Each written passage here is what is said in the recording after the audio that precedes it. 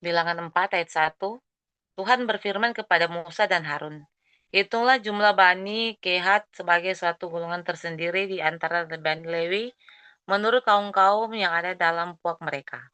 Hitunglah yang berumur 30 tahun ke atas sampai yang berumur 50 tahun.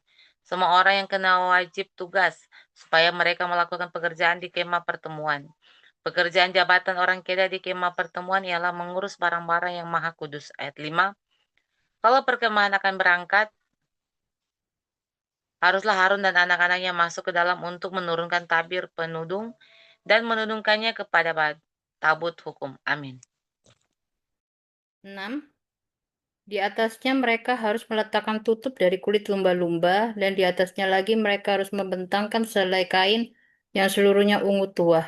Kemudian mereka harus memasang kayu-kayu pengusung tabut itu. 7. Lagi pula di atas meja roti sajian, mereka harus membentangkan sehelai kain ungu tua, dan di atasnya mereka harus meletakkan pinggan, cawan, piala, dan kendi korban curahan. Juga roti sajian harus tetap ada di atasnya. 8. Di atas semuanya itu mereka membentangkan sehelai kain kirmisi, lalu menudungnya dengan tudung dari kulit lumba-lumba. Kemudian mereka harus memasang kayu-kayu pengusung meja itu. 9. Lalu mereka harus mengambil sehelai kain ungu tua dan menudungkan kepada kandil untuk untuk penerangan dengan lampu-lampunya, sepit-sepit dan penada-penadanya, dan segala perkakas minyaknya yang dipakai untuk mengurus kandil itu. 10. Dan mereka harus meletakkannya dengan segala perkakasnya ke atas tudung dari kulit lumba-lumba dan meletakkannya di atas usungan. Amin. Amin. Ayat 11. Di atas mezbah dari emas itu, mereka harus membentangkan selai kain ungu tua dan menudungnya dengan tudung dari kulit lumba-lumba. Kemudian mereka harus memasang kayu-kayu pengusung mezbah itu. 12. Ayat 12, selalu mereka harus mengambil segala perkakas yang dipakai untuk menyelenggarakan kebaktian di tempat kudus, meletakkan di atas sehelai kain ungu tua dan menudunginya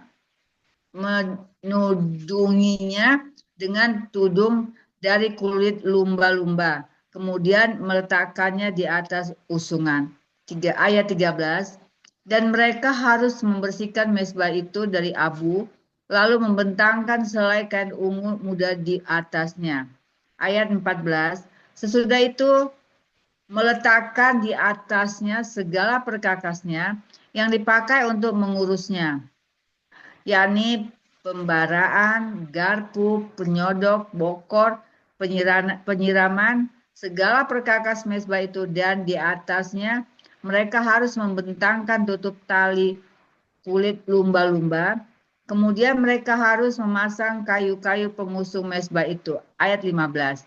Setelah Harun anak-anaknya selesai menudungi barang-barang kudus dan segala perkakas tempat kudus, pada waktu perkemahan akan berangkat, barulah orang Kehat boleh masuk ke dalam untuk mengangkat barang-barang itu. Tetapi janganlah mereka kena kepada barang-barang kudus itu, nanti mereka mati. Jadi itulah barang-barang di kemah pertemuan yang harus diangkat Bani Kehat. Amin.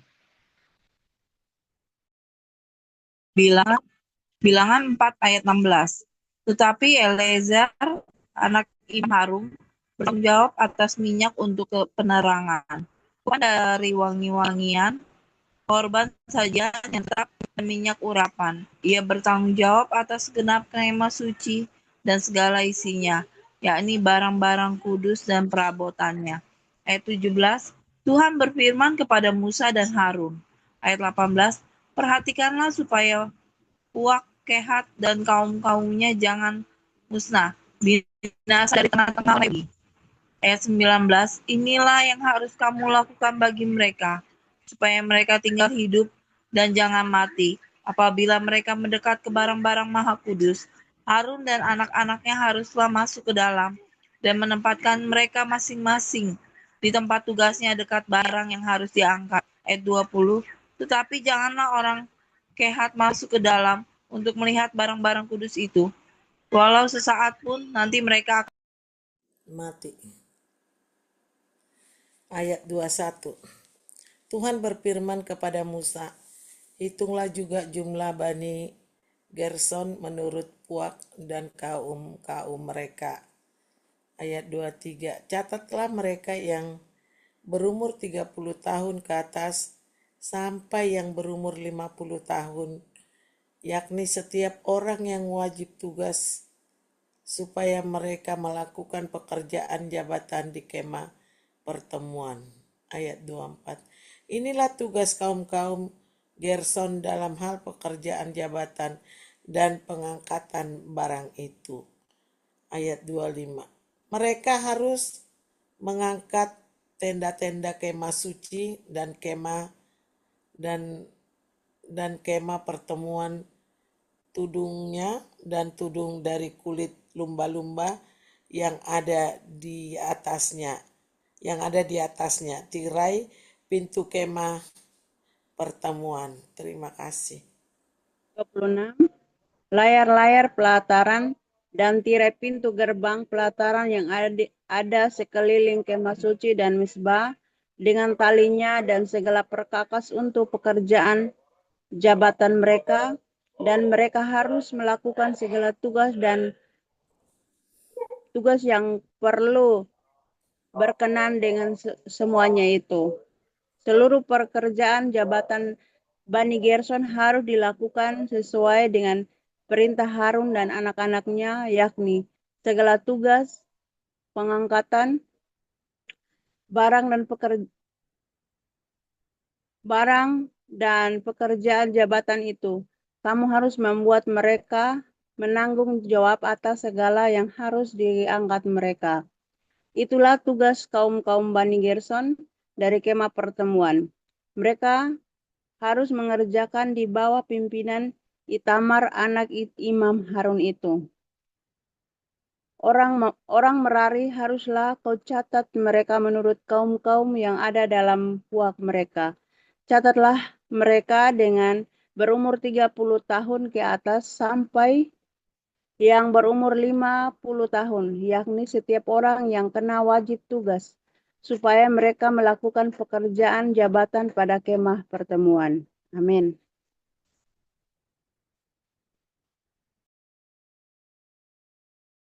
Bu Ati di unmute 31. Saya. Ya, 31. 31 ya. Bilangan 4 ayat 31. Inilah yang wajib diangkat mereka berhubung dengan seluruh pekerjaan jabatan mereka di kemah pertemuan. Papan-papan kemah suci, kayu-kayu lintangnya, tiang-tiangnya, alas-alasnya, tiang-tiang pelataran sekelilingnya, alas-alasnya, patok-patok dan tali-talinya, serta segala perkakasnya. Semuanya termasuk tugas mereka. Dengan terperinci haruslah kamu tunjuk perkakas yang wajib diangkat mereka itu. Ayat 33, itulah tugas kaum Bani Merari, yakni seluruh pekerjaan jabatan mereka di kemah pertemuan yang harus dilakukan di bawah pimpinan Itamar anak Imam Harun. Ayat 34, demikianlah Musa dan Harun dengan para pemimpin umat Israel mencatat Bani Kehat menurut kaum-kaum yang ada dalam puak mereka. Ayat 35, yakni orang-orang yang berumur 30 tahun ke atas, yang berumur 50 tahun, setiap orang yang kena wajib tugas berhubung dengan pekerjaan jabatan di kemah pertemuan. Amin.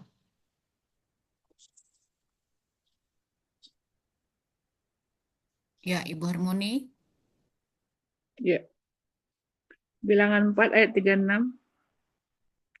Maka jumlah pencatatan mereka menurut kaum-kaum mereka ada 2.750 orang. 37. Itulah orang-orang yang dicatat dari kaum-kaum Kehat, semua orang yang melakukan pekerjaan jabatan di kemah pertemuan, yakni mereka yang dicatat oleh Musa dan Harun sesuai dengan titah Tuhan dengan perantaran Musa. 38. Bani Gerson yang dicatat menurut kaum-kaum yang ada dalam puak mereka. 39. Yaitu orang-orang yang berumur 30 tahun ke atas sampai yang berumur 50 tahun. Setiap orang yang kena wajib tugas berhubung dengan pekerjaan jabatan di kemah pertemuan. 40. Jadi mereka yang dicatat menurut kaum-kaum yang ada dalam puak mereka. Berjumlah 2.630 orang. Amin. Ibu Gabriel, 41 sampai 45. Di unmute, Bu. Lanjut ke Ida ya, kalau enggak ya. Ida. Oke, baik Kak. 41. Itulah jumlah pencatatan kaum-kaum Bani Gerson, semua orang yang melakukan pekerjaan jabatan di kemah pertemuan, yakni mereka yang dicatat oleh Musa dan Harun sesuai dengan titah Tuhan. 42. Bani Merari yang dicatat menurut kaum-kaum yang ada dalam puak mereka. 44. 43. Yaitu orang-orang yang berumur 30 tahun ke atas sampai yang berumur 50 tahun. Setiap orang yang kena wajib tugas berhubung dengan pekerjaan jabatan di kemah pertemuan. 44. Dari mereka yang dicatat menurut kaum-kaum mereka berjumlah 3.200 orang. 45. Itulah jumlah pencatatan kaum-kaum Bani Merari, yakni mereka yang dicatat oleh Musa dan Harun sesuai dengan titah Tuhan dengan perantaraan Musa. Amin. 46. Semua orang Lewi yang dicatat oleh Musa dan Harun dengan para pemimpin Israel menurut kaum-kaum yang ada dalam puak-puak mereka. 47, yakni orang-orang yang berumur 30 tahun ke atas sampai yang berumur 50 tahun, setiap orang yang wajib melakukan pekerjaan jabatan di kemah pertemuan dan pekerjaan pengangkatan barang. 48, jadi mereka yang dicatat berjumlah 8.580 orang. 49, sesuai dengan titah Tuhan dengan perantara Musa, maka mereka masing-masing dibuat penanggung jawab atas apa yang harus dikerjakan dan diangkatnya. Demikianlah mereka mencatat seperti yang diperintahkan Tuhan kepada Musa. Amin. Lanjut Bu Marina, pasal 5. Bilangan 5 ayat 1, peraturan mengenai orang-orang yang najis.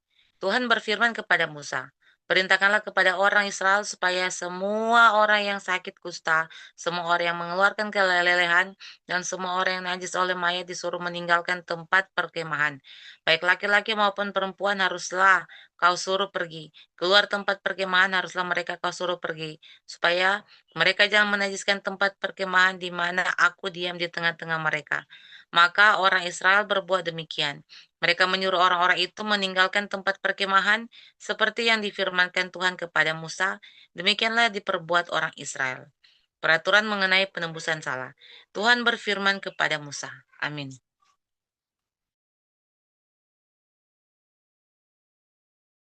Ayat 6. Berbicaralah kepada orang Israel apabila seorang laki-laki atau perempuan melakukan sesuatu dosa terhadap sesamanya manusia dan oleh karena itu berubah setia terhadap Tuhan sehingga orang itu menjadi bersalah. 7. Maka haruslah ia mengakui dosa yang telah dilakukannya itu, kemudian membayar tebusan sepenuhnya dengan menambah 1/5, lalu menyerahkannya kepada orang terhadap siapa ia bersalah. 8. Tetapi apabila orang itu tidak ada kaumnya, kepada siapa dapat dibayar tebusan salah itu, maka tebusan salah yang harus dibayar itu menjadi kepunyaan Tuhan dan adalah bagian imam, belum terhitung domba jantan pendamaian yang dipakai untuk mengadakan pendamaian bagi orang itu. 9. Dari persembahan-persembahan kudus yang disampaikan orang Israel kepada imam, persembahan khususnya adalah bagian imam. 10. Sedang persembahan-persembahan kudus yang dibawa oleh seseorang adalah bagian orang itu sendiri. Hanya apa yang diserahkannya kepada seorang imam adalah bagian imam itu. Amin. Amin. Hukum mengenai perkara cemburuan. Ayat 11. Tuhan berfirman kepada Musa, ayat 12, berbicaralah kepada orang Israel dan katakanlah kepada mereka, apabila istri seseorang berbuat serong dan tidak setia terhadap suaminya, ayat 13, dan laki-laki lain tidur dan bersetubuh dengan perempuan itu dengan tidak diketahui suaminya karena tinggal rahasia bahwa perempuan itu mencemarkan dirinya. Tidak ada saksi terhadap dia tidak kedapatan. Ayat 14. Dan apabila kemudian roh cemburu menguasai suami itu, sehingga ia menjadi cemburu terhadap suaminya, istrinya, dan perempuan itu memang telah mencemarkan dirinya, atau apabila roh cemburu menguasai suami itu, sehingga ia menjadi cemburu terhadap istrinya, walaupun perempuan itu tidak mencemarkan dirinya. Ayat 15, maka haruslah orang itu membawa istrinya kepada imam, dan orang itu harus membawa persembahan karena perempuan itu sebanyak 1/10 eva tepung jelai yang di atasnya tidak dituangkannya minyak dan tidak dibubuhinya kemenyan. Karena korban itu ialah korban sajian cemburuan, suatu korban peringatan yang mengingatkan kepada kedurjanaan. Amin. Bilangan 5 ayat 16. Maka haruslah imam menyuruh perempuan itu mendekat dan menghadapnya kepada Tuhan. Ayat 17. Lalu imam harus membawa air kudus dalam suatu tempayan tanah, kemudian harus memungut debu yang ada di lantai kemah suci dan membubuhkannya ke dalam air itu. Ayat 18. Apabila imam sudah menghadapkan perempuan itu kepada Tuhan, haruslah ia menguraikan rambut perempuan itu, lalu meletakkannya korban pengingat, yaitu korban sajian cemburuan, ke atas telapak tangan perempuan itu. Sedang di tangan imam haruslah ada air pahit yang mendatangkan kutuk. Ayat 19. Maka haruslah imam menyumpah perempuan itu dengan berkata kepadanya, jika tidak benar ada laki-laki yang tidur dengan engkau, dan jika tidak engkau berbuat serong kepada kecemaran, padahal engkau di bawah kuasa suamimu, maka luputkanlah engkau dari air pahit yang mendatangkan kutuk ini. Ayat 20. Tetapi jika engkau, padahal engkau di bawah kuasa suamimu, berbuat serong dan mencemarkan dirimu, oleh karena orang lain, dari suamimu sendiri bersetubuh dengan engkau. Amin. Ayat 21. Dalam hal ini haruslah imam menyumpah perempuan itu dengan sumpah kutuk, dan haruslah imam berkata kepada perempuan itu, maka Tuhan kiranya membuat engkau menjadi sumpah kutuk di tengah-tengah bangsamu dengan mengepiskan pahamu dan menggembungkan perutmu. Ayat 22. Sebab air yang mendatangkan kutuk ini akan masuk ke dalam tubuhmu untuk menggembungkan perutmu dan mengempiskan pahamu, dan haruslah perempuan itu berkata amin, amin. Lalu imam haruslah menuliskan kutuk itu pada sehelai kertas dan menghapusnya dengan air pahit itu. Dan dia harus memberi perempuan itu minuman air pahit yang mendatangkan kutuk itu, dan air itu akan masuk ke dalam badannya dan menyebabkan sakit yang pedih. Maka haruslah imam mengambil korban sajian cemburuan dari tangan perempuan itu, lalu menunjukkannya kepada Tuhan dan membawanya ke mezbah. Amin. Ayat 26. Sesudah itu haruslah imam mengambil segenggam dari korban sajian itu sebagai bagian ingat-ingatannya dan membakarnya di atas mezbah, kemudian memberi perempuan itu minum air itu. Setelah terjadi demikian, apabila perempuan itu memang mencemarkan dirinya dan berubah setia terhadap suaminya, air yang mendatangkan sumpah serapah itu akan masuk ke badannya dan menyebabkan sakit yang pedih sehingga perutnya mengembung dan pahanya mengempis. dan perempuan itu akan menjadi sumpah kutuk di antara bangsanya. Tetapi apabila perempuan itu tidak mencemarkan dirinya, melainkan ia suci, maka ia harus bebas dan akan dapat beranak. Itulah hukum tentang perkara cemburuan. Kalau seorang perempuan telah berbuat serong dan mencemarkan dirinya, padahal ia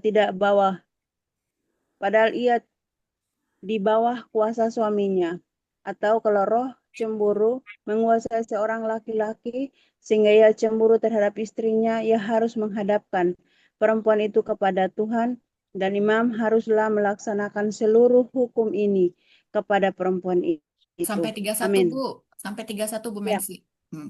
Ya, laki-laki itu akan bebas daripada salah, tetapi perempuan itu haruslah menanggung akibat kesalahannya. Amin. Hukum mengenai kenaziran. Bilangan 6 ayat 1.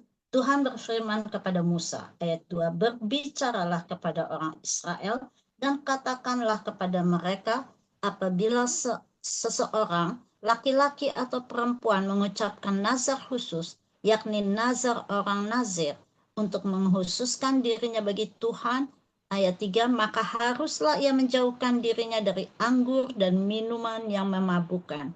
Jangan minum cuka anggur atau cuka minuman yang memabukkan. Jangan meminum suatu minuman yang dibuat dari buah anggur. Dan jangan memakan buah anggur, baik yang segar maupun yang kering. Ayat 4, selama waktu kenazirannya, janganlah ia makan sesuatu apapun yang berasal dari pohon anggur, dari bijinya sampai kepada pucuk rantingnya. Ayat 5, selama waktu nazarnya sebagai orang nazir, janganlah pisau cukur lalu di kepalanya sampai genap waktunya ia mengkhususkan dirinya bagi Tuhan. Haruslah ia tetap kudus dan membiarkan rambutnya tumbuh panjang. Amin. Aku ya. Bilangan 6 ayat 6. Selama waktunya ia mengkhususkan dirinya bagi Tuhan, janganlah ia dekat kepada mayat orang. 7. Bahkan apabila mati ayahnya atau ibunya, saudaranya laki-laki atau saudaranya perempuan, janganlah ia menajiskan dirinya kepada mereka, sebab tanda kenajiran bagi Allahnya ada di atas kepalanya. Selama waktu kenajirannya ia kudus bagi Tuhan.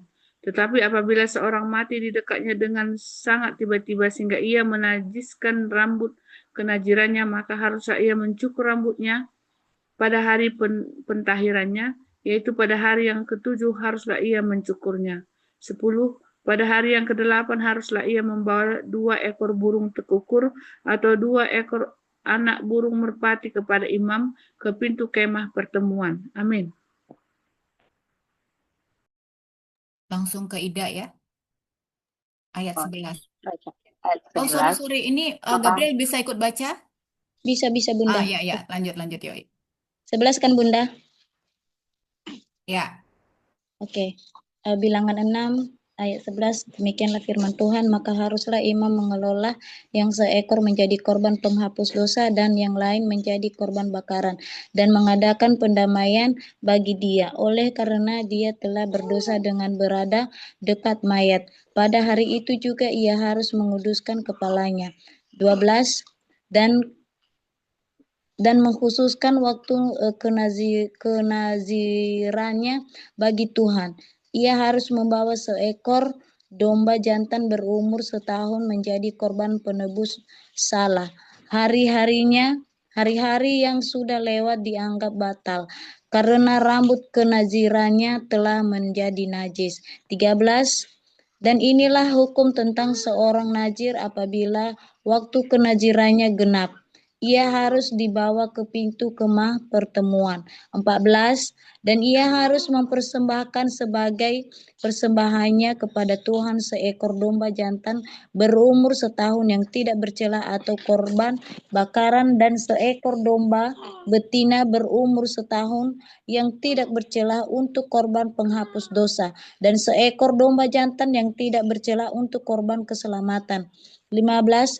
Juga sebakul roti yang tidak beragi, yakni roti bundar dari tepung yang terbaik, yang diolah dengan minyak, dan roti tipis yang tidak beragi diolesi dan dengan minyak serta dengan korban sajian dan korban-korban kurhanya. Amin. Ayat 16, lalu haruslah imam membawa semuanya itu ke hadapan Tuhan dan mengolah korban penghapus dosa dan korban bakarannya. 17, domba jantan itu haruslah diolahnya sebagai korban keselamatan bagi Tuhan, beserta sebakul roti yang tidak beragi itu. Juga haruslah imam mengolah korban sajian dan korban curahannya.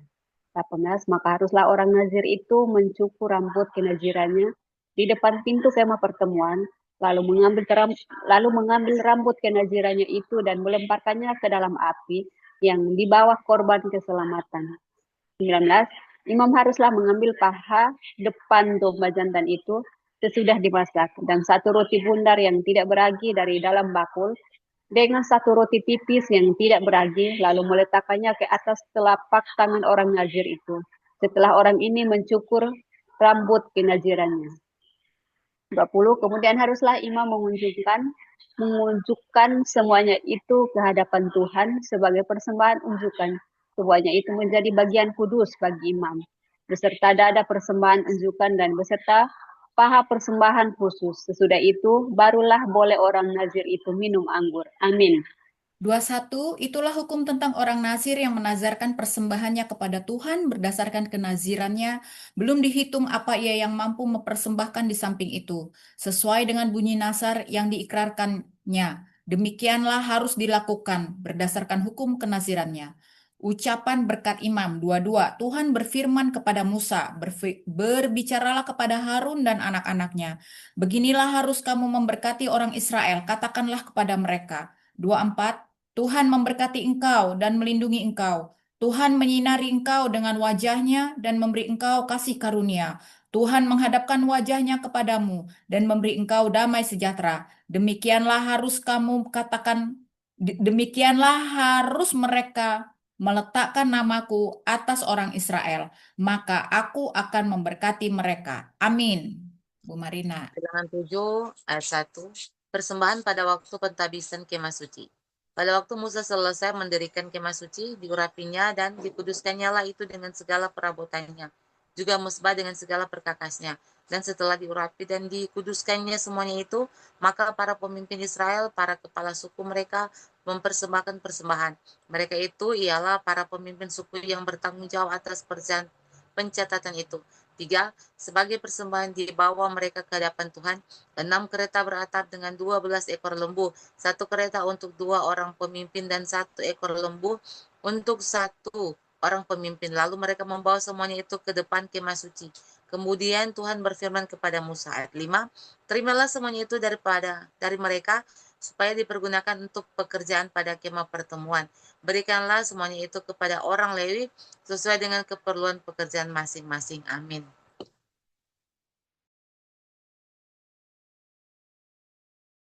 Bu Pita. Ya. Amin. Ayat 6.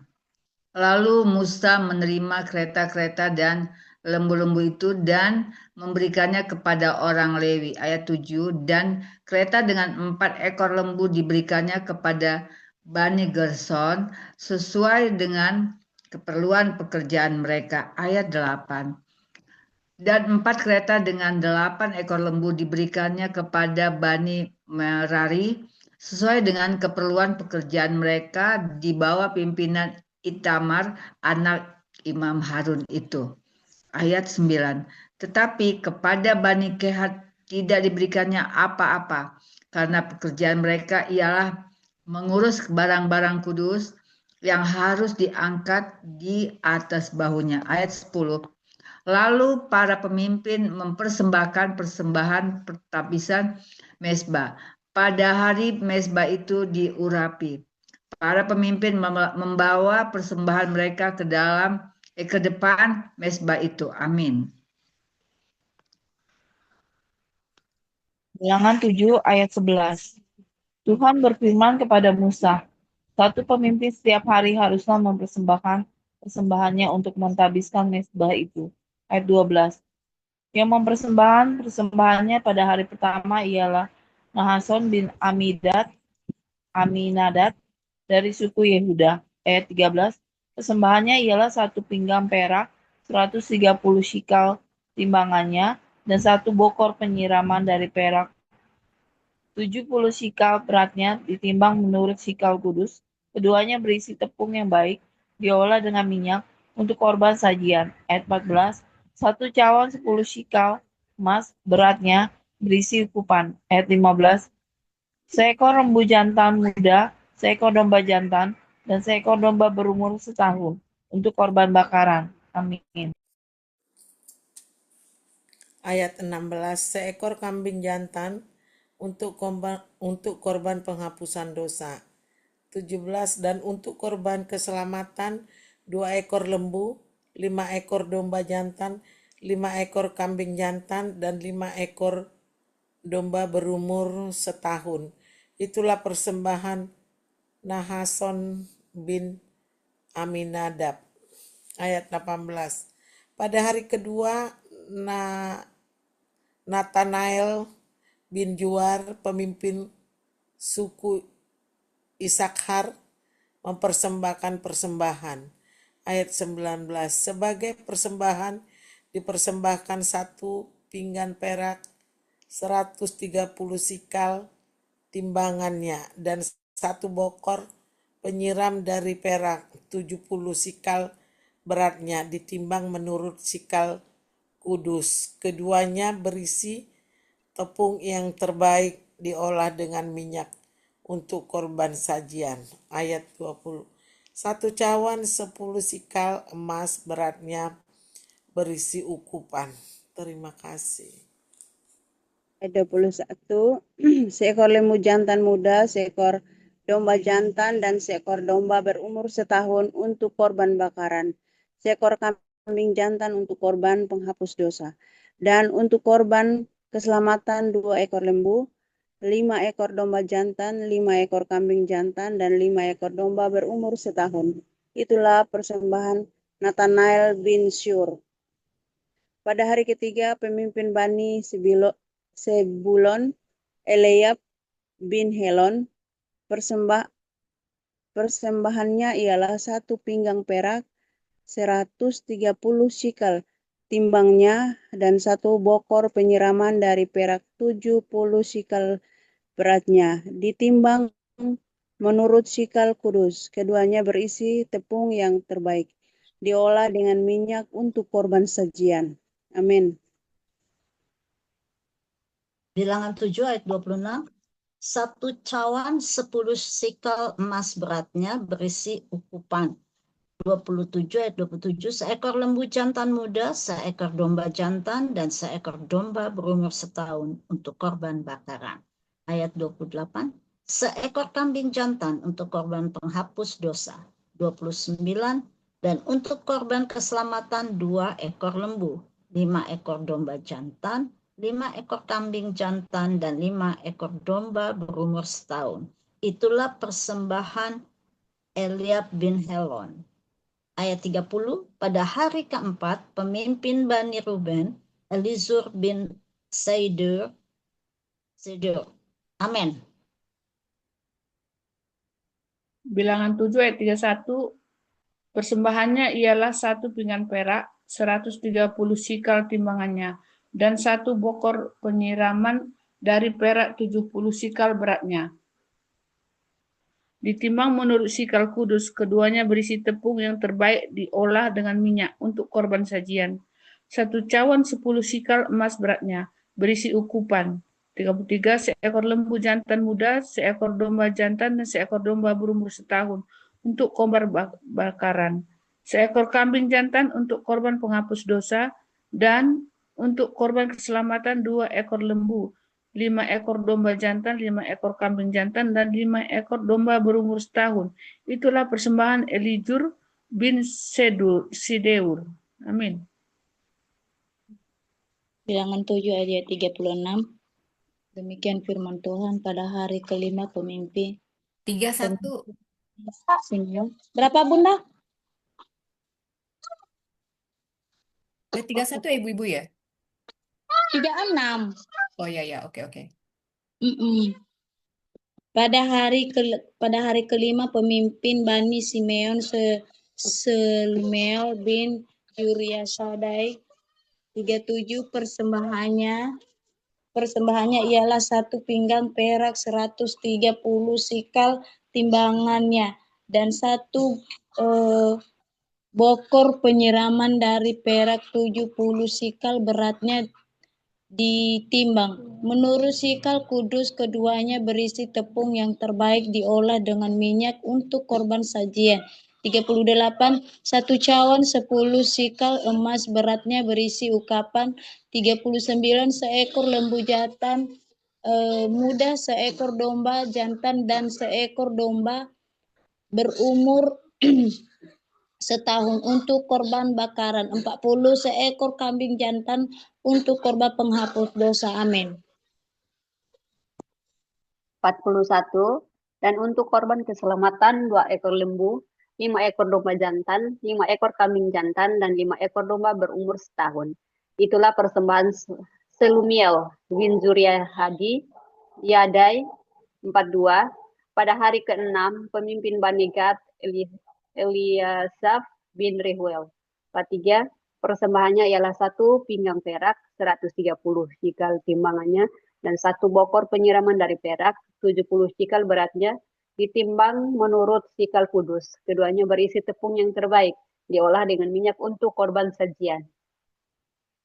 44. Dan cawan 10 sikal emas beratnya berisi ukupan. 45. Seekor lembu jantan muda, seekor domba jantan, dan seekor domba berumur setahun untuk korban bakaran. Amin. 46 seekor kambing jantan untuk korban penghapus dosa. 47 dan untuk korban keselamatan 2 ekor lembu, 5 ekor domba jantan, 5 ekor kambing jantan, dan 5 ekor domba berumur setahun. Itulah persembahan Elsyafat bin Rehuel. 48 pada hari ke-7 pemimpin Bani Efraim Elisama bin Amihud. 49 persembahannya ialah 1 pinggan perak, 130 shikel timbangannya, dan 1 bokor penyiraman dari perak, 70 shikal beratnya, ditimbang menurut shikal kudus. Keduanya berisi tepung yang terbaik, diolah dengan minyak untuk korban sajian. 50 1 cawan, 10 shikal emas beratnya, berisi ukupan. Amin. Ayat 51. Seekor lembu jantan muda, seekor domba jantan, dan seekor domba berumur setahun untuk korban bakaran. Seekor kambing jantan untuk korban penghapus dosa, dan untuk korban keselamatan 2 ekor lembu, 5 ekor domba jantan, 5 ekor kambing jantan, dan 5 ekor domba berumur setahun. Itulah persembahan Elisama bin Amihud. 54. Pada hari ke-8 pemimpin Bani Manasye, Gamaliel bin Pedazur, persembahannya ialah 1 pinggan perak, 130 sikal timbangannya, dan 1 bokor penyiraman dari perak. 70 sikal beratnya ditimbang menurut sikal kudus. Keduanya berisi tepung yang terbaik diolah dengan minyak untuk korban sajian. Amin. Amin. 56. 1 cawan 10 sikal emas beratnya berisi ukupan. 57 seekor lembu jantan muda, seekor domba jantan, dan seekor domba berumur setahun untuk korban bakaran. 58 seekor kambing jantan untuk korban penghapusan dosa. 59 dan untuk korban keselamatan 2 ekor lembu, 5 ekor domba jantan, 5 ekor kambing jantan, dan 5 ekor domba berumur setahun. Itulah persembahan Gamaliel di bin Pedazur. 40. Pada hari ke-9 pemimpin Bani Benyamin Abidan bin Gideomi. Amin. Bilangan 7 ayat 61. Persembahannya ialah 1 pinggang perak, 130 shikal timbangannya, dan 1 bokor penyiraman dari perak, 70 shikal beratnya ditimbang, menurut sikal kudus. Keduanya berisi tepung yang terbaik, diolah dengan minyak untuk korban sajian. Ayat 62. Satu cawan 10 shikal emas, beratnya berisi ukupan. Ayat 63, seekor lembu jantan muda, seekor domba jantan, dan seekor domba berumur setahun untuk korban bakaran. Ayat 64, seekor kambing jantan untuk korban penghapusan dosa. Ayat 65, dan untuk korban keselamatan 2 ekor lembu, 5 ekor domba jantan, 5 ekor kambing jantan, dan 5 ekor domba berumur setahun. Itulah persembahan Abidan bin Gideoni. Amin. Oh ya. Ayat 66, pada hari ke-10 pemimpin Bani dan Ahiezer bin Amisiadai. Ayat 67, persembahannya ialah 1 pinggan perak 130 sikal timbangannya dan 1 bokor penyiraman dari perak 70 sikal beratnya, timbangan menurut sikal kudus, keduanya berisi tepung yang terbaik diolah dengan minyak untuk korban sajian. 68. 1 cawan 10 sikal emas beratnya berisi ukupan. 69. Seekor lembu jantan muda, seekor domba jantan dan seekor domba berumur setahun dan korban bakaran. 70. Seekor kambing jantan untuk korban penghapusan dosa. Terima kasih. 1. Dan untuk korban keselamatan 2 ekor lembu, 5 ekor domba jantan, 5 ekor kambing jantan, dan 5 ekor domba berumur setahun. Itulah persembahan Ahiezer bin Amisiadai. Pada hari ke-11, pemimpin Bani Asher, Pagiel bin Okran, mempersembahkan persembahannya ialah 1 pinggang perak 130 sikal timbangannya dan 1 bokor penyiraman dari perak. 70 sikal beratnya ditimbang menurut sikal kudus. Keduanya berisi tepung yang terbaik diolah dengan minyak untuk korban sajian. 1 cawan 10 sikal emas beratnya berisi ukapan. Seekor lembu jantan muda, seekor domba jantan, dan seekor domba berumur setahun untuk korban bakaran. Amin. Ayat 76, seekor kambing jantan untuk korban penghapus dosa. Ayat 77, dan untuk korban keselamatan 2 ekor lembu, 5 ekor domba jantan, 5 ekor kambing jantan, dan 5 ekor domba berumur setahun. Itulah persembahan Pagiel bin Okran. Ayat 78, pada hari ke-12, pemimpin Bani Naftali Ahira bin Enan. 9, persembahan ialah 1 pinggan perak 130 shikal timbangannya dan 1 bokor penyiraman dari perak 70 sikal beratnya, ditimbang menurut sikal kudus. Keduanya berisi tepung yang terbaik diolah dengan minyak untuk korban sajian. Ayat 80, 1 cawan 10 sikal emas beratnya berisi ukupan. Amin. 81. Seekor lembu jantan muda, seekor domba jantan, dan seekor domba berumur setahun untuk korban bakaran. 82. Seekor kambing jantan untuk korban penghapus dosa. 83. Dan untuk korban keselamatan 2 ekor lembu, 5 ekor domba jantan, 5 ekor kambing jantan, dan 5 ekor domba berumur setahun. Itulah persembahan Ahira bin Enan. 84. Itulah persembahan pentadbisan mezbah pada hari mezbah diurapi dari pihak para pemimpin Israel, yaitu 12 pinggan perak, 12 bokor penyiraman dari perak, 12 cawan emas. 85. Beratnya tiap-tiap pinggang adalah 130 sikal perak, dan beratnya tiap-tiap bokor penyiraman adalah 70 sikal. Segala perak perkakas-perkakas itu ada 2.400 sikal beratnya, ditimbang menurut sikal kudus. Amin.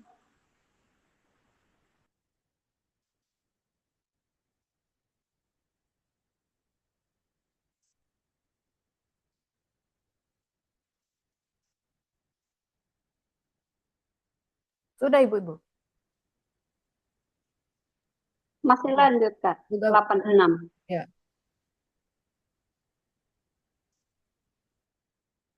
Lanjut.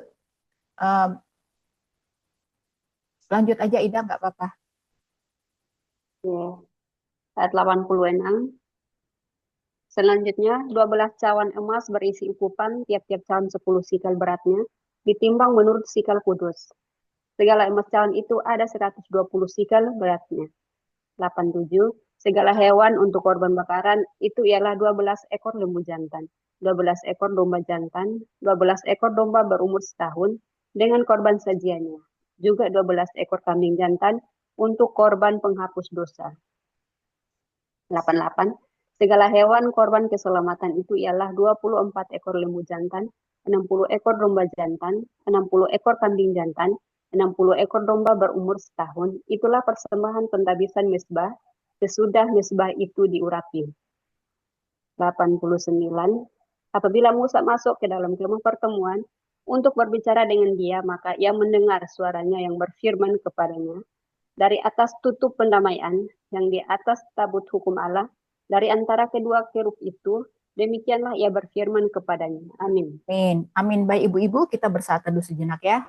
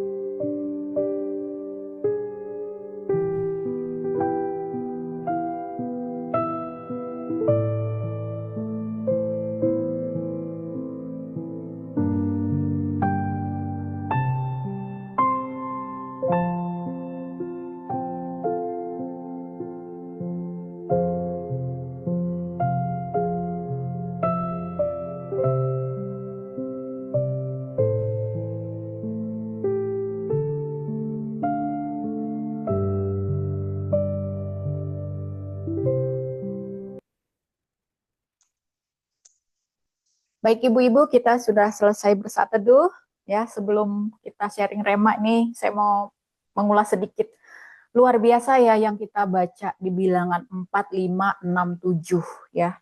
Kalau saya baca di Bilangan 4 ini, coba kita baca baik-baik. Itu kayak Tuhan ya langsung yang mengatur ya, kayak Tuhan itu membentuk satu kepanitiaan atau kepengurusan untuk pelayan-pelayan dia ya. Jadi di sini di Bilangan 4 itu secara umum menjelaskan mengenai bertanggung jawab di dalam pelayanan ya, serta memang ini adalah kedaulatan Allah langsung ya, karena dia yang memberi perintah kepada Musa dalam menempatkan peran-peran setiap orang. Jadi kalau kita breakdown lagi, poin-poin pentingnya ya, pertama di sini kita melihat Tuhan itu membagi bahwa tugas Bani Kehat itu apa?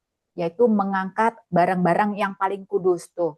Sampai segitunya saya bilang ya ampun zaman dulu. Jadi nggak boleh sembarangan orang itu mengangkat barang-barang yang paling kudus. Agak berbeda ya kalau sekarang ya, kita nanti bandingkan deh. Jadi tugas Bani Kehat misalnya mengangkat barang-barang paling kudus itu bisa kita lihat di Bilangan 4 ayat 1 sampai 20. Nah, berbeda dengan tugas Bani Gerson ya. Jadi tugas Bani Gerson itu ada sendiri.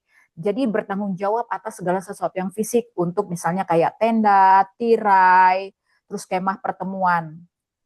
Berbeda lagi dengan tugas Bani Merani ya. Kita bisa lihat di ayat 29 sampai 33. Dia bertanggung jawab pada fisik kemah ya. Jadi misalnya kayak papan, plang, alas tiang, pelataran gitu ya, kayak di gereja kita tuh nggak bisa sembarangan bertanggung jawabnya ya. Jadi sudah ada bagian-bagian tertentu. Lalu tadi kita juga baca ya di ayat 34 sampai 41 kalau nggak salah itu ada sensus atas usia. Jadi di situ dikatakan perhitungan usia khusus ya, antara usia-usia 34 usia berapa tadi 30-an gitu ya, yang siap untuk tugas ya. Jadi yang mencatat ini semua adalah Musa dan Harun. Jadi luar biasa ya, di Bilangan 4 ini kita lihat bagaimana Tuhan itu menempatkan orang-orangnya ya untuk tugas-tugas tertentu ya. Dan ini tidak kita temukan ya di zaman kasih karunia ya. Karena kita tidak bisa menilai siapa sih yang paling kudus ya antara imam-imam itu, karena kita tidak menilai dari luar tapi menilai dari hati ya.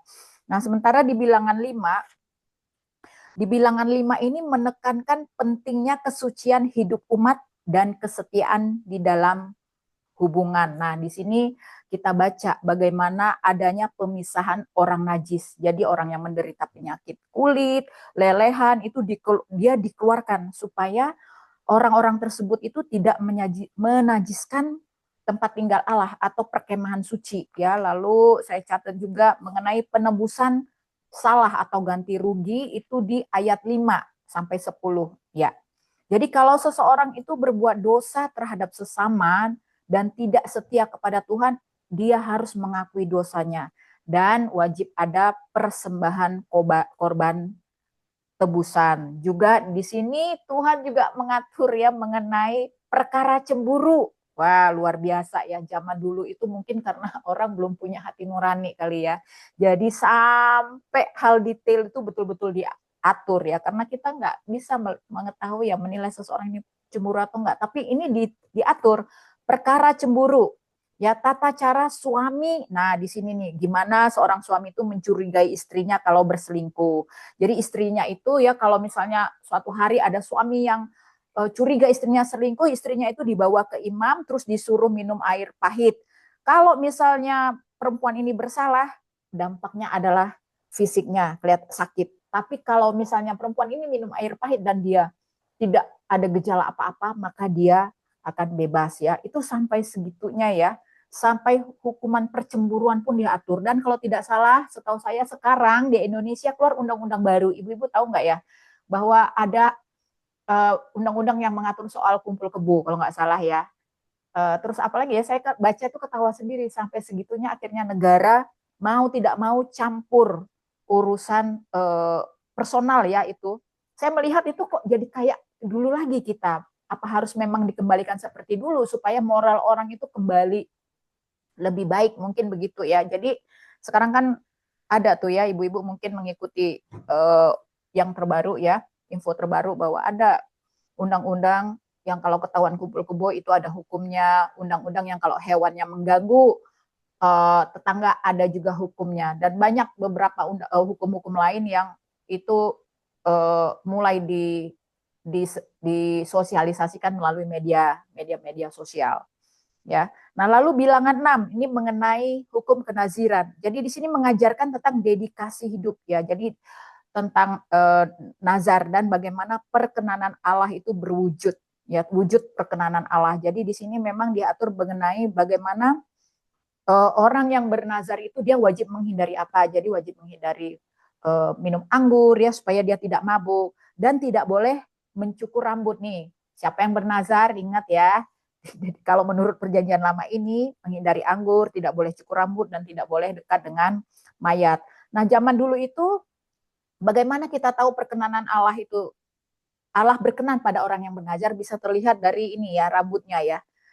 Jadi rambutnya itu dibiarkan panjang. Jadi rambut panjang itu ternyata menjadi tanda bahwa nazar bahwa orang tersebut dikuduskan selama masa nazarnya. Nah, kalau nazar sudah selesai, rambutnya dicukur dan dibakar. Lalu di situ ada berkatnya Tuhan. Tadi yang saya bacakan ucapan berkatnya itu. Tuhan memberkati engkau dan melindungi engkau.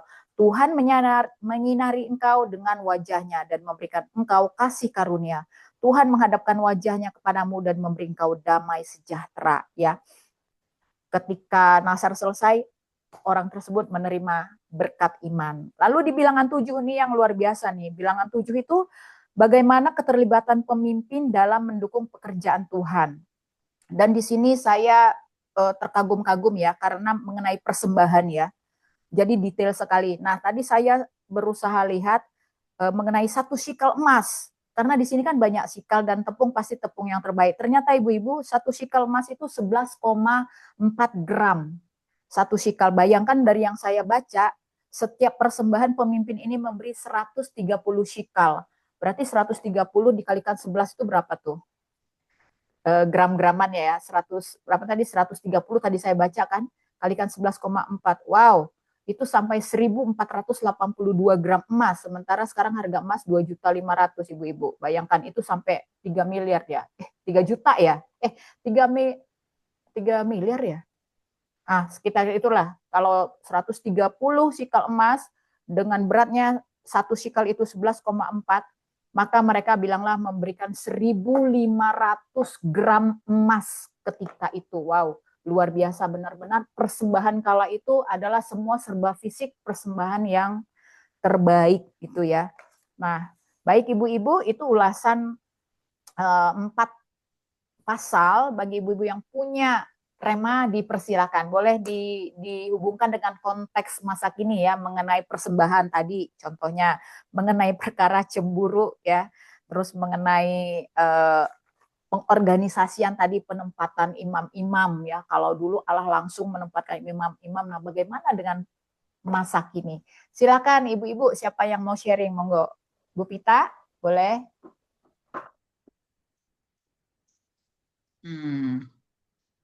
Ya, kita coba ya Pak Bu ya. Kita coba lihat di bilangan 5 ayat 1 sampai 4 deh Bu.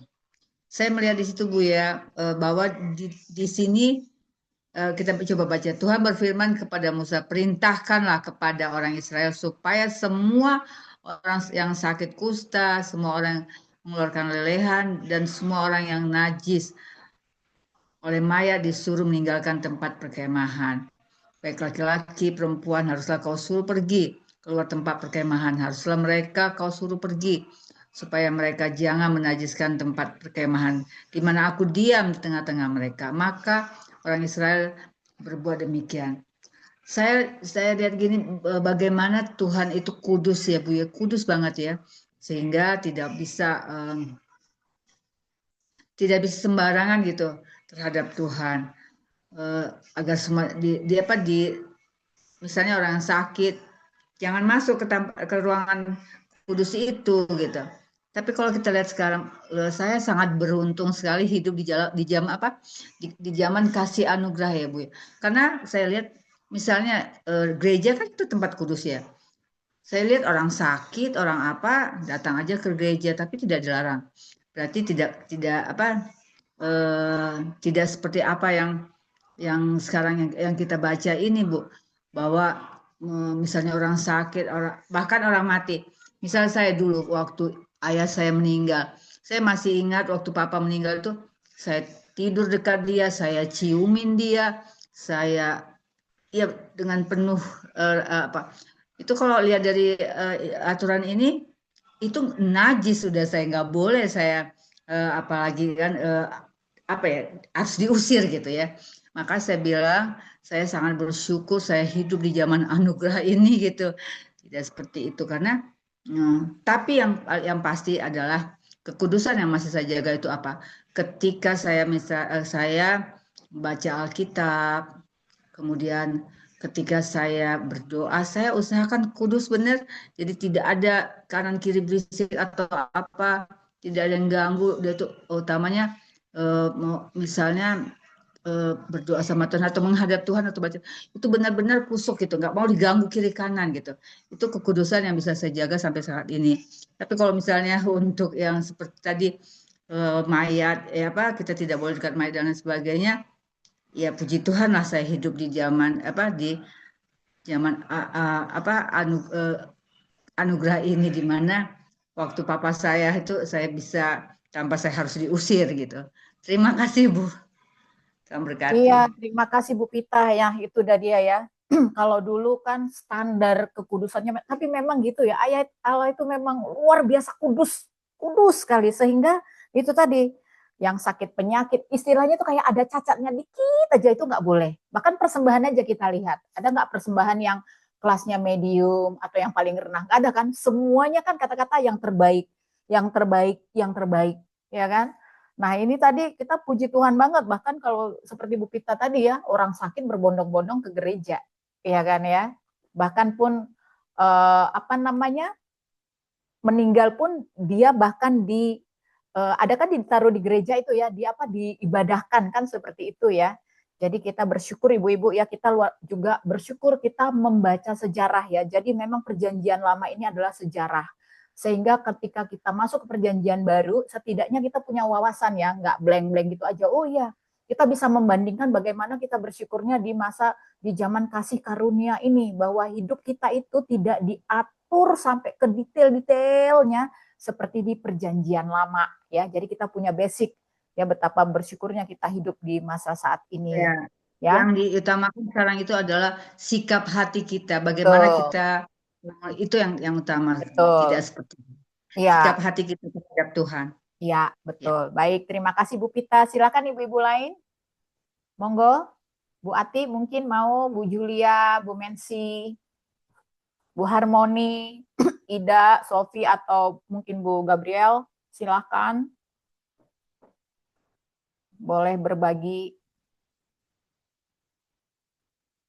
Kak Joli, aku ya, boleh. Cuma mau tiba-tiba kepikiran nih. Apakah peraturan-peraturan ini sempat dilaksanakan atau dilakukan sama orang tua dulu? Apakah mereka sempat ya tahu tentang kebenaran firman Tuhan dan mereka sempat melakukan hukum Taurat ini? Nah, itu kita nggak bisa soalnya tahu kan, ya. Terus? Soalnya kan aku lihat kan, walaupun aku lihat sekarang kayaknya baru banget ya orang mengenal tentang firman Tuhan ini. Apalagi hukum Taurat itu kayaknya orang nggak terlalu itu ya, nggak terlalu mendalam. Bahkan yang aku lihat di tempatku di kampungku, orang masih melakukan yang namanya hukum Taurat itu, tapi tidak sesuai dengan firman yang setiap hari kita baca ini. Mereka hanya melakukannya asal-asalan aja. Yang penting kayak cuma simbol-simbol gitu aja, simbol biasa aja gitu, sehingga kelihatannya mereka melakukan itu hukum Taurat, tapi sebenarnya enggak. Itu melenceng dari firman Tuhan yang kita baca. Makanya kan tadi pas dibaca ini aku sempat muncul pertanyaan itu, apakah ada ya yang sempat melakukan ini hukum Taurat ini enggak? Iya, jadi ini ya, kalau saya baca-baca ya, kita sudah baca. Memang di bagian Indonesia tertentu, dan saya tahu juga, mungkin di daerah Batak itu yang satu pulau itu loh, yang masih ada agama apa sih, saya lupa namanya. Saya pernah ke Tuktuk Pulau Satu itu juga kan ada agama sendiri tuh, Bu Pita kali tahu. Di bagian-bagian wilayah Indonesia tertentu memang saya melihat mereka melakukan seperti hukum Taurat ya, jadi kayak korban. Nah ini paling sering itu korban hewan kalau saya lihat. Mulai dari panen, mereka memberi korban hewan gitu ya, jadi kayak semacam ucapan syukur gitu ya kan.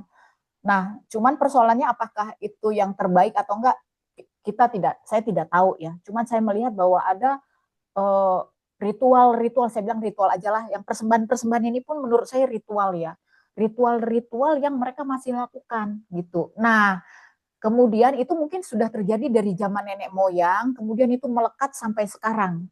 Nah, jadinya gini, mereka tahu kebenaran. Jadi contoh nih yang nggak usah jauh-jauh, contohnya aja di teman-teman yang mungkin di NTT ya, atau di Sumba lah, di Sumba contohnya.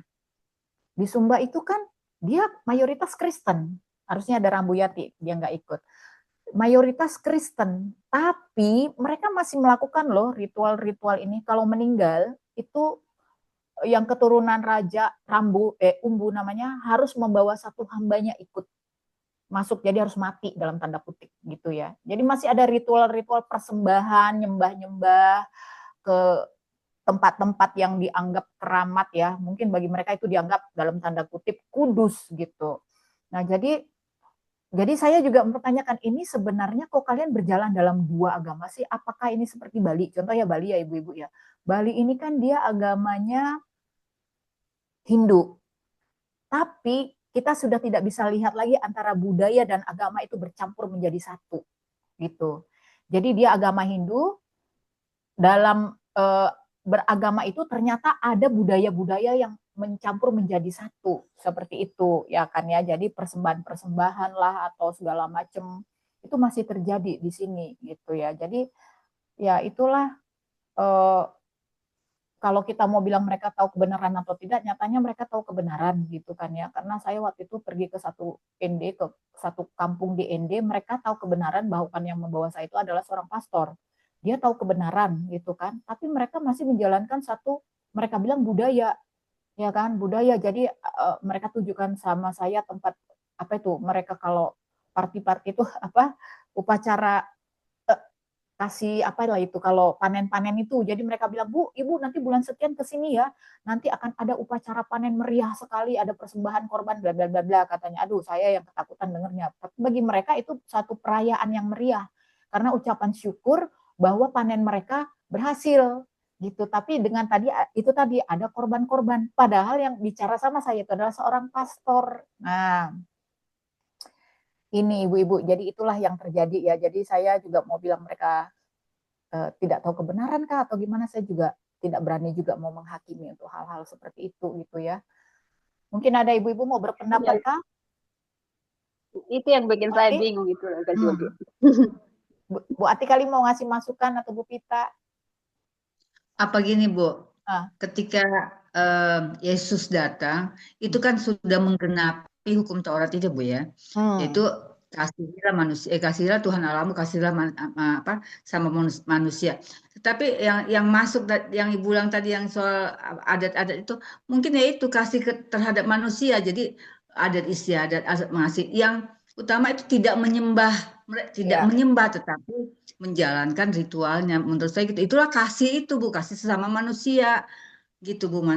Saya berpikiran begitu gitu.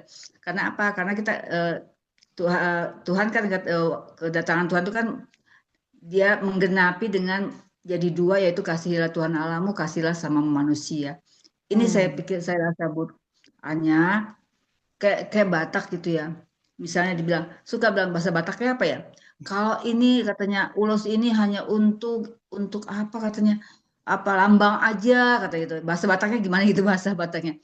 Tapi kita tetap kepada di Batak kata Tuhan Allah Bapa gitu ya. Kita tetap ke sana gitu.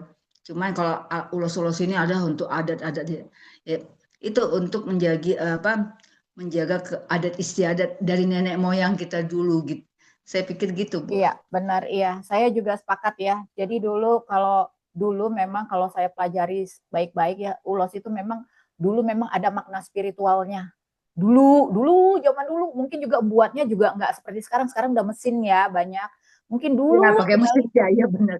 Nah, pakai mesin. Iya, makna spiritualnya dulu ada, makanya berhubungan dulu dengan entah apalah ya. Nah, dengan majunya zaman, terus kita juga sudah hidup di zaman kasih karunia ya. Jadi itu kita memisahkan dengan baik bahwa itu hanyalah simbol kekerabatan atau apa. Jadi nggak ada hubungannya dengan misalnya kita menari, mengolusui, itu nggak ada hubungannya dengan Tuhan bahwa nih kamu tak ulosi kamu akan sukses, itu sama sekali bukan jaminannya, tidak ada sama sekali ya. Itu hanya kita bagaimana sebagai misalnya ya mereka yang suku Batak untuk melestarikan budaya mereka, tidak ada urusannya dengan Tuhan dalam hal misalnya mengolosi ke atau apa gitu ya, tidak ada. Demikian juga mudah-mudahan dengan yang lain gitu ya, adat-adat lain itu adat boleh jalan, tapi jangan sampai adat itu dicampur adukkan dengan Tuhan. Ya, itu enggak benar ya. Jadi harus kita pisahkan baik-baik ya. Sementara Itu kalau hanya untuk gengsi, Bu. Kalau banyak ulosnya, wah berarti keluarganya banyak, ya, hebat. Gengsi aja tuh, gengsi doang. Nanti kan dibagi-bagi juga, duit juga dibagi-bagi kan. iya benar. Dibagi-bagi duit aja. Jadi itu untuk gengsi aja lah. Untuk Iya. gengsi gitu. Ya, baik ibu-ibu, mungkin sudah ya, tidak ada, tapi setidaknya jangan lupa ibu-ibu ya bilangan 4, 5, 6 itu tadi mengenai bagaimana Tuhan nih secara langsung menyampaikan kepada Musa. Jadi Tuhan itu mengatur semua orang-orang pekerja-pekerjanya, hamba-hambanya ya untuk pengaturan-pengaturan, dan Tuhan itu memang sangat detail. Dan satu lagi persembahan itu yang penting. Kala itu semua pemimpin-pemimpin itu memberi persembahan yang terbaik yang mereka punya. Nah, kalau sekarang persembahan yang kita berikan dalam konteks kasih karunia ini, persembahkanlah tubuhmu sebagai persembahan yang hidup dan berkenan, ya. Jadi kita tidak dituntut kamu punya uang, punya emas, sekian enggak. Tapi persembahkanlah tubuhmu sebagai persembahan yang hidup dan berkenan ya bagi Tuhan ya. Nah, kita maksimalkan talenta kita maksimalkan apa yang ada di dalam diri kita yang bisa kita persembahkan untuk melayani Tuhan ya. Yang paling penting tadi menjaga kekudusan diri ya. Kalau dulu kekudusan itu bisa dilihat dari dulu tuh kekudusan dinilai dari fisik. Kalau sekarang kita tidak bisa menghakimi orang ini kudus atau tidak. Itu semua hanya Tuhan yang tahu. Kembali ke hati kita masing-masing. Jadi kita sama-sama menjaga kekudusan hati, tidak gampang, tapi kita punya Roh Kudus yang mampu menjaga kita, mewarning kita agar kita tetap di track yang benar. Baik, terima kasih Ibu-Ibu. Bisa Ibu mensi doa tutup? Ya, Bu. Ya. Ya, Bu. Silakan, Bu. Ya, baik Ibu-Ibu. Mari kita satu di dalam doa, kita berdoa. Segala puji syukur kami panjatkan ke hadapan hadirat-Mu ya Bapa di sorga, Bapa yang selalu kami sembah, puji dan kami muliakan. Bapa, pada siang hari ini Tuhan kami boleh bersama ibu-ibu, Bu Joli dan Bu Ati, dan ibu-ibu yang lain kami boleh membaca firman-Mu, membaca dan merenungkannya Tuhan. Kami mempelajari setiap ayat per ayat untuk menjadi berkah dalam kehidupan kami. Biarlah Bapa, apa yang kami pelajari ini Tuhan, kami boleh mengikuti apa yang diperintahkan di dalam firman-Mu untuk menjaga kekudusan, menjaga hati, bahkan kami melihat bahwa Engkau benar-benar sangat detail dalam segala hal, Tuhan Yesus. Biarlah Tuhan Yesus di pada siang hari ini kami terus mematokkan firman di dalam kehidupan kami terus belajar dan mencari, mendengarkan, dan bahkan meneliti setiap firman-Mu dalam kehidupan kami ya Bapa.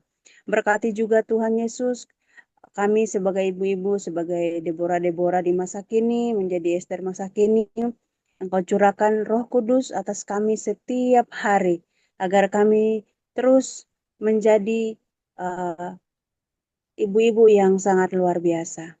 Bapa, pada siang hari ini pun kami boleh mengucap syukur, kami terus dibawa oleh Roh Kudus, membaca dan merenungkan melalui Ibu Juli yang memimpin kami. Kiranya Bapa, Engkau sendiri yang memberkati hamba-Mu, beri kesehatan, kekuatan, bahkan Engkau memberkati dalam setiap langkah kehidupannya, di dalam pekerjaannya, di dalam rumah tangganya, bahkan anak-anaknya, dan juga pelayanannya. Semakin hari Bapa, Engkau bawa anak-Mu lebih naik menjadi kepala bukan ekor. Semakin hari Tuhan, biarlah firman-Mu diberitakan di seluruh dunia Bapa, sehingga banyak anak-anak-Mu mendengarkan dan menerima firman-Mu Tuhan, dan mengenal Engkau sebagai Tuhan dan Juru Selamat. Engkau juga memberkati Ibu Lampita, memberkati Ibu Ati, memberkati Ibu Julia, Ibu Anastasia, Ibu Haryani, juga Ibu Harmoni, Ibu Kaida, Bu Marina, Bu Sandra, Bu Gabriel, Kak Sofi, dan Mensi Tuhan. Kiranya Tuhan Yesus terus Engkau memberkati kami Bapa agar kami terus rajin membaca merenungkan firman-Mu, karena firman-Mu adalah pelita bagi kaki kami dan terang bagi jalan kami di sepanjang hidup kami di dunia yang jahat ini Bapa. Terima kasih Bapa, terima kasih Roh Kudus. Kiranya Tuhan memberkati kami dalam setiap langkah kami akan menjadi berkah dimanapun kami berada. Di dalam nama Tuhan Yesus Kristus, haleluya, amin.